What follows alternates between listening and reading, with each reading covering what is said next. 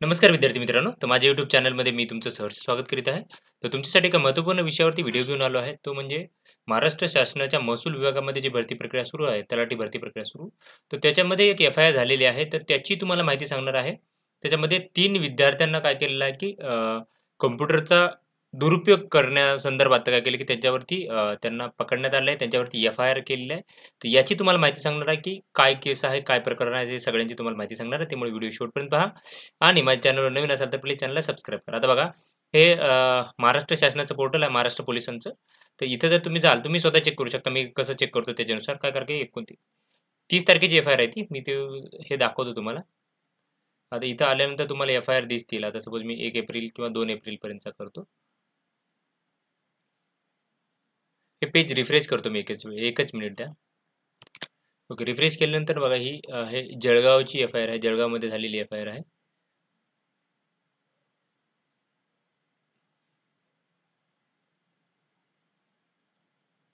जळगावमध्ये police station ही मला माहिती आहे. ओके. जळगावमध्ये जिल्हा पेठ पोलीस स्टेशनमध्ये झालेली आहे. आता इथं तारीख सिलेक्ट करतो. मगाची तारीख नव्हती सिलेक्ट केली. आता इथं तारीख सिलेक्ट करतो 29 ते इथं 1 तारखेपर्यंत करतो. तुम्ही चेक करू शकताय. एफ-आय-आर नंबर माहिती नाही मला, पण सर्च करतो. आता सर्च केल्यानंतर ना बघा, इथं ही पहिलीच एफ-आय-आर आहे 30 तारखेची. बघा 3:44 ही एफ-आय-आर आहे इथे. इथं बघू शकता ही एफ-आय-आर. आता ही एफ-आय-आर काय करतो मी डाउनलोड करतो. आता याच्यामध्ये कोणते कोणते काय लागलेत?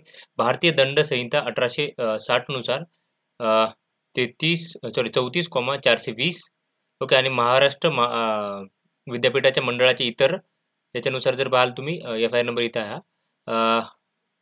विनिर्देशित परीक्षा होणाऱ्या गैरप्रकारास प्रतिबंध करण्याचा अधिनियम 1892 सॉरी 1982 सॉरी इथे दिलेले. आणि माहिती तंत्रज्ञान अधिनियम 2000 डॅश 66 ड आहे. आता ही एफ-आय-आर बघूयात आपण.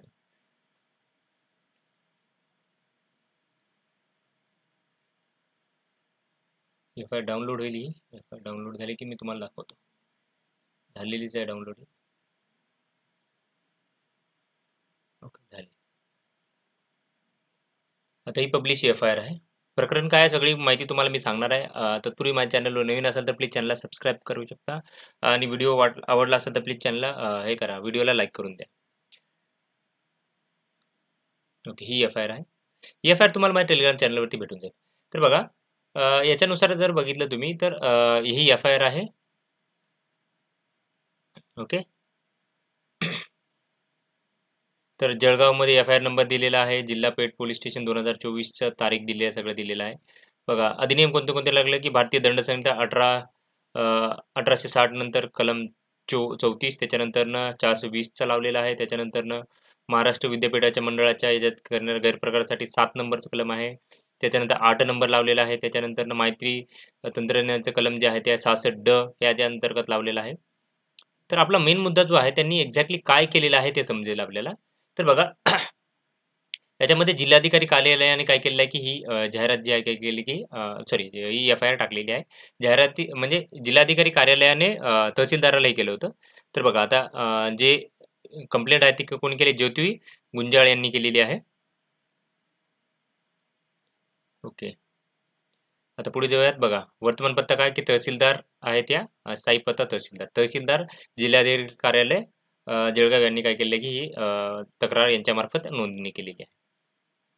आता पुढे जाऊयात आपण. आता कोण कोण आहेत विद्यार्थी? हे आहेत गोठे राजेश रामभाऊ. ओके. यांचा पत्ता दिलेला आहे इथे. त्याच्यानंतर पाटील भूषण यांचा पत्ता आहे. परिहार भगवान यांचा पत्ता दिलेला आहे. इथे पत्ता दिलेला आहे. बुलढाणाचे आहे, धुळे आहे आणि एक अमरावती शहरचे आहे. 3 विद्यार्थी आहेत तिथे. आता मेन तर मुद्दा आहे हा वाला. याच्यामध्ये यांनी आता बघा इथं दिलेलं आहे, की यांचं स्वतःचं नाव दिलेलं आहे, की ज्योती गुंजाळ हे काय केलं, की 38 तहसीलदार आहे हे जिल्हाधिकारी कार्यालय जळगाव याच्या अंतर्गत मोबाईल नंबरही दिलेला आहे. त्यामुळे काय केलं, की यांनी 2 महिन्यापासून काय केलं, की तहसीलदार म्हणून कार्यरत आहे. त्याच्यानंतरनं महसूल विभाग इथून मुद्दा सुरू होतो. महसूल विभागाच्या तलाठी भरती गट क संवर्गाच्या पदाच्या सरळसेवा भरतीकरिता जमावबंदी आयुक्त आणि सहाय्यक भूमी अभिलेख महाराष्ट्र राज्य पुणे यांच्या कार्यालयाद्वारे जाहिरात प्रसिद्ध करण्यात आली आहे. याच्यानुसार याच्यामध्ये काय केलेलं आहे, की जळगाव जिल्ह्यातील तलाठी पदांच्या रिक्त पदांचा समावेश असलेल्या परीक्षा झाली होती. त्याच्यानुसार बघा 12/3/2024 रोजी तलाठी सरळ सेवा भरती 2023 अंतर्गत गेलेल्या परीक्षेचा निकाल काय केला की जळगावच्या जिल्हाधिकाऱ्याच्या वेबसाईटवरती आला होता. ओके.